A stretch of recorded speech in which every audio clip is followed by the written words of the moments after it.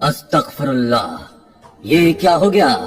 या इलाही रहम, कयामत नजदीक आ गई है। जन्नतुल बकी में ये क्या हो गया? दोस्तों, मदीना मुनव्वरा में जब एक शख्स का इंतकाल हुआ तो यही कहा गया कि इसे जन्नतुल बकी में दफनाया जाएगा, क्योंकि ये बड़ा ही नेक और इबादत गुजार शख्स था।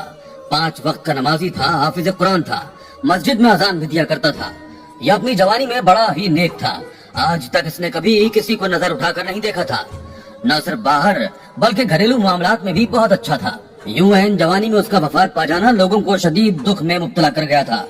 हर कोई उसके घर वालों को सब्र जमील अदा करने की दुआ कर रहा था। वो मदीना मुनव्वरा में अमीर तरीन लोगों में से एक शेख की इकलौती औलाद था। सबका लाडला भी बहुत था। माँ बाप तो बेटे के जाने के गम में निढाल हो चुके थे। यही दुआ कर रहे थे कि उम्र तो हमारे जाने की थी, हमारी बची हुई जिंदगी हमारे बेटे को मिल जाती और हम अल्लाह ताला को प्यारे हो जाते। कम से कम मेरा बेटा इस दुनिया की रंगीनियां तो मजीद देख जाता।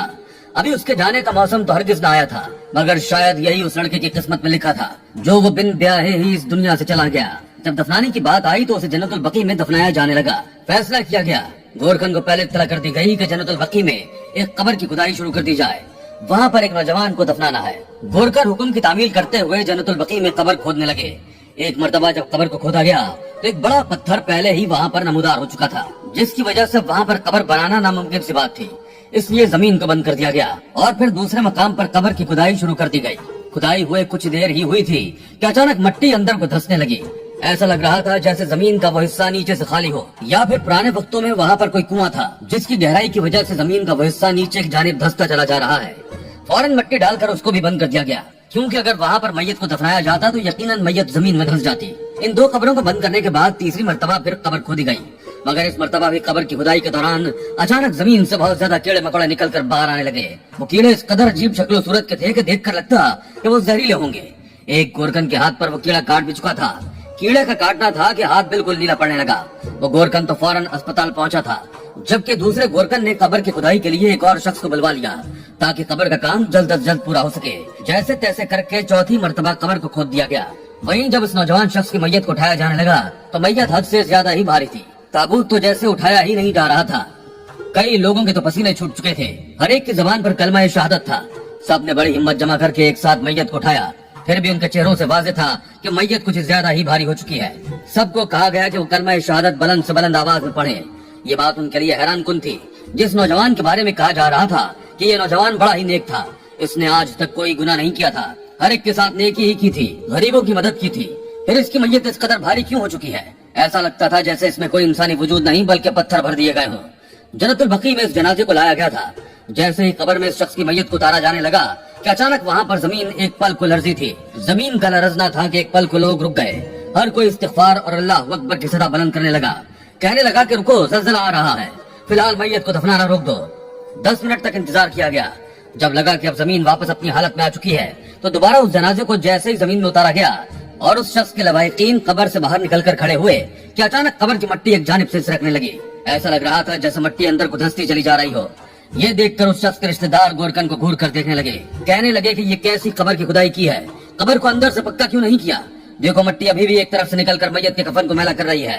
अभी वो यही बातें कर रहे थे कि अचानक एक बहुत बड़ा सांप कब्र की एक जानिब से निकलकर बाहर आ गया। वो सांप बहुत मोटा और लंबा था।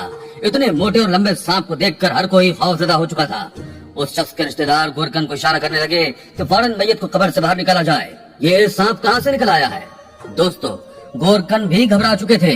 उन्होंने तो हाथ खड़े कर दिए कि हमें अपनी जान प्यारी है, इतना बड़ा सांप है, जहरीला है, न जाने ये कहाँ से निकल आया है। अगर हम मजीद आगे गए तो हमारी जानों को खतरा हो सकता है। हर कोई सरगोशी कर रहा था और वो सांप देखते ही देखते इस मैयत को अपनी लपेट में ले चुका था। सिर्फ इतना ही नहीं, उसने एक पल में उस शख्स को मुकम्मल जकड़कर कब्र से बाहर फेंक दिया। कफन के बंद खुल चुके थे। वो शख्स बाहर गिर चुका था। हर कोई दूर हटकर खड़ा था। फौरन सिक्योरिटी इंचार्ज को बुलवाया गया, जिनके पास फायर गन्स भी मौजूद थी। फायर करके उस सांप को भगाने की कोशिश की जा रही थी। उस लड़के के रिश्तेदार तो कब के वहाँ से भाग चुके थे। हर एक को अपनी जान की फिक्र थी।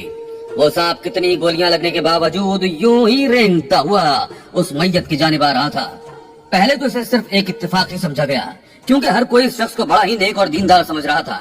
मगर धीरे धीरे लोगों के जहन में ये बात आ चुकी थी कि हो ना हो इस शख्स ने यकीनन कोई ना कोई ऐसा गुनाह तो जरूर किया है जिसकी वजह से इस पर अल्लाह ताला की तरफ से ये अजाब नाजिल हुआ है। पहले तो 4 मरतबा कब्र खोदी गई, मैयत कब्र में उतारी गई तो एक बहुत बड़ा सांप कब्र से निकलकर उसे बाहर फेंक चुका था। और अब जब उस सांप को गोलियां मारी जा रही थी तो उसे गोली भी नहीं लग रही थी। ये सांप तो आज तक सिर्फ बाहर ममालिक में ही पाया जाता था। ये समझ में नहीं आ रहा था कि इतना खौफनाक सांप जन्नतुल बकी में आया कैसे था। लोगों के तो होशो हवास गुम हो चुके थे।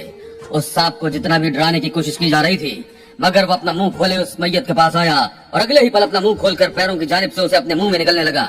ये मंजर इतना हौलनाक था कि कमजोर से कमजोर दिल इंसान वहाँ पर बेहोश होने लगे थे। कितने ही लोग तो अपने होश खो बैठे थे, भागकर चिल्लाते हुए वहाँ से दौड़ लगा चुके थे। मगर अभी भी कई लोग वहाँ पर मौजूद हौलनाक मंजर को देख रहे थे। जब इस मैयत को सांप निकलता ही चला जा रहा था, कुछ ही देर बाद वो शख्स मुकम्मल तौर पर सांप के मुंह में था। सांप बहुत ज्यादा भूल चुका था। फिर वो सांप रेंगता हुआ जन्नतुल बकी की हुदूद से बाहर गया और बहुत दूर जहाँ पर बड़े बड़े थैलों में कचरा रखा गया था ताकि उसे मस्जिद नबवी सल्लल्लाहु अलैहि वसल्लम की हुदूद से बाहर फेंका जाए, उस शख्स को वहाँ फेंक दिया। सारी मुलम्मा कारी धरी की धरी रह गई थी। वो लोग जो इसे नेक और 5 वक्ता नमाजी समझ रहे थे, हाफिज कुरान समझ रहे थे, इस शख्स की तो ये हकीकत थी कि इसे कचरे पर एक सांप ने फेंक दिया था।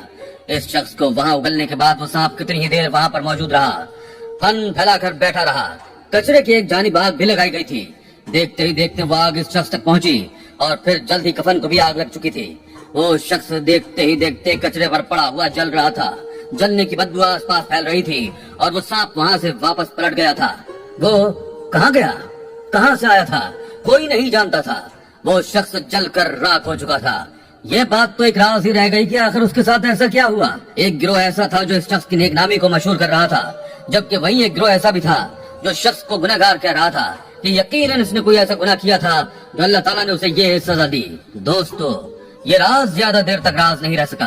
कुछ ही अरसे बाद जो बात मंजर आम पर आई, उसने कई लोगों की आंखें खोल कर रख दी। ये बात मंजर आम पर एक खातून लाई थी जो कि अपना ज़हनी तवाज़ुन भी कुछ खो चुकी थी।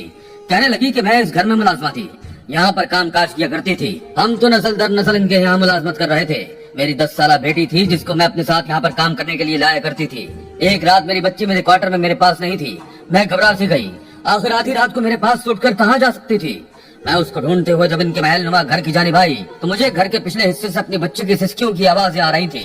बच्ची को रोता देखकर जब मैं वहाँ पर पहुंची तो यही शख्स था जो मेरी बच्ची को ज्यादती का निशाना बना चुका था। मेरी बच्ची की हालत बहुत गैर थी। सिर्फ इतना ही नहीं, अगले ही पल जब इस शख्स ने मुझे देखा और मैं अपनी बच्ची को वहां से उठाने लगी और उसको ये धमकी दी कि मैं सबको तुम्हारी हकीकत बता दूंगी, तुमने मेरी बच्ची के साथ दरिंदगी की है, तो उसने मुझे धक्का दे दिया। वहीं पर मौजूद बिजली की तार उसने मेरी बच्ची के वजूद पर गिरा दी। मेरी बच्ची बिजली के झटकों से तड़प तड़प कर मर चुकी थी। उसके बाद मैं रोती चिल्लाती हर एक के दर को खटखटाती हुई ये कह रही हूँ कि मेरी बच्ची को इंसाफ दो, मगर वो तो नेकनामी की वजह से मशहूर था, कोई मेरी बात सुनने वाला नहीं था। अगर आज इतने सालों बाद देखो मेरे रब ने कैसा इंसाफ किया है। मेरी बच्ची का गुनहगार अपने अंजाम तक पहुंच चुका है, उसकी हकीकत भी सबके सामने आ चुकी है।